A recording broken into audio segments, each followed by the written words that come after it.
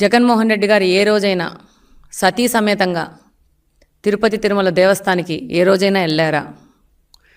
మన సాంప్రదాయంగా బ్రహ్మోత్సవాలకి దంపతులు వెళ్ళి పట్టు వస్త్రాలు ఇస్తారు. ఆ విధంగా ఏ రోజైనా తన సతీమణిని తీసుకెళ్ళి పట్టు వస్త్రాలు ఏ రోజైనా ఆయన సమర్పించుకున్నారా? ఆయన వేరే మతాన్ని విశ్వసిస్తారు కాబట్టి తిరుమలకి వెళ్ళినప్పుడు ఏ రోజైనా నేను హిందూ మతాన్ని గౌరవిస్తాను అనే డిక్లరేషన్ ఏ నోటైనా ఇచ్చారా? మీరందరూ చూస్తుంటారు. అబ్దుల్ కలాం గారు కానీ వేరే వాళ్ళు అన్యమతస్థులు తిరుపతి తిరుమల దేవస్థానానికి వెళ్ళినప్పుడు డెఫినెట్గా అట్లా డిక్లరేషన్ ఇచ్చి దర్శనం చేసుకుంటారు. ఈయన ఏ రోజైనా ఈ డిక్లరేషన్ ఇచ్చారా?